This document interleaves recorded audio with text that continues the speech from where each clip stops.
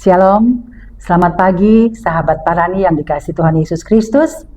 Kembali kita berjumpa di pagi hari ini dalam program Parani, Papeda Rohani, Gereja Betel Indonesia Jemaat Pagah Timika. Saudara, sebelum kita memulai pembacaan dan perenungan kita pagi hari ini, mari kita sama-sama satu di dalam doa. Kita berdoa. Tuhan yang Maha Kasih, kami bersyukur atas hari yang baru ini. Dan saat ini kami mohon, buka hati dan pikiran kami, agar kami dapat memahami firman-Mu dengan lebih baik. Dan kami percaya Roh Kudus yang menolong dan memimpin kami. Terima kasih Tuhan. Di dalam nama Tuhan Yesus Kristus, firman Allah yang hidup, kami berdoa dan bersyukur kepada Bapa di surga. Haleluya. Amin. Baik, pembacaan kita pada hari ini terdapat dalam Kitab Hakim-Hakim pasal 20 dan pasal 21. Saudara yang terkasih, pembacaan kita pada hari ini atau pada pagi hari ini, pasal ini merupakan pasal terakhir yang terdapat dalam Kitab Hakim-Hakim. Puji Tuhan, pasal ini menceritakan tentang perpecahan dan kekacauan di antara bangsa Israel pada saat itu. Kisah suku Benyamin menunjukkan bahwa dosa memiliki konsekuensi yang serius. Pelanggaran hukum, keangkuhan, dan ketidaktaatan kepada Tuhan dapat membawa kehancuran.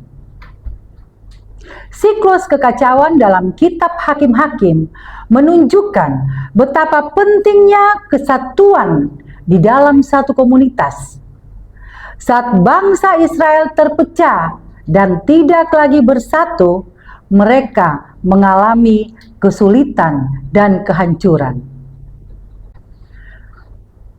Kita sebagai pengikut Kristus harus berusaha menjaga kesatuan, tidak hanya dalam gereja lokal, tetapi juga dalam komunitas global. Ini berarti kita harus saling mengasihi, saling mendukung, dan bekerja sama untuk mencapai tujuan bersama. Ketika orang-orang Kristen atau pengikut-pengikut Kristus dapat saling memaafkan dan saling mengasihi, maka kita dapat menciptakan lingkungan yang lebih baik bagi pertumbuhan rohani kita di dalam komunitas yang ada. Kisah hakim-hakim ini juga menunjukkan betapa pentingnya kepemimpinan yang benar. Ketika orang Israel tidak memiliki pemimpin yang benar, mereka menjadi korban kekacauan dan ketidakadilan. Saat ini, kita membutuhkan pemimpin yang mengasihi Tuhan dan pemimpin yang mengasihi umat Tuhan. Pemimpin yang adil dan penuh kasih dapat membawa komunitas kita kepada arah yang lebih baik dan benar.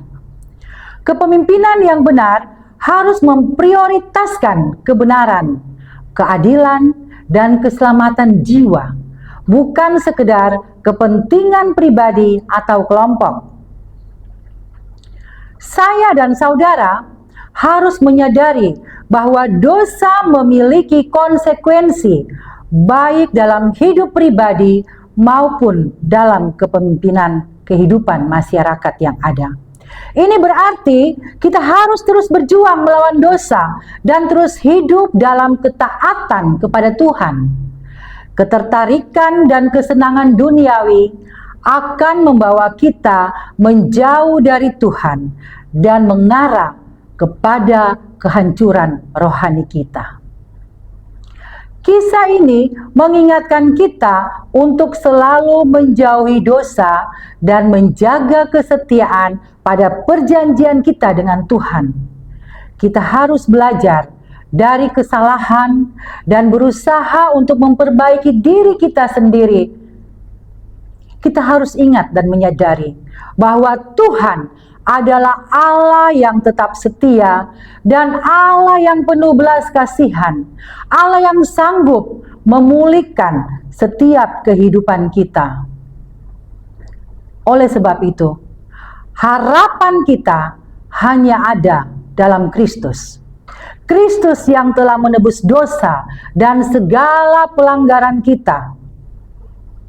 Dan kalau hidup kita dipimpin oleh Tuhan, atau kalau Tuhan Yesus Kristus yang memimpin kehidupan kita, bukanlah kekacauan yang kita alami, bukanlah keterpurukan yang kita alami, bukanlah kesedihan yang kita alami, bukanlah kehancuran yang kita alami, tetapi jika Tuhan Yesus Kristus yang memimpin kehidupan kita, maka kebaikanlah yang kita alami dalam setiap kehidupan kita.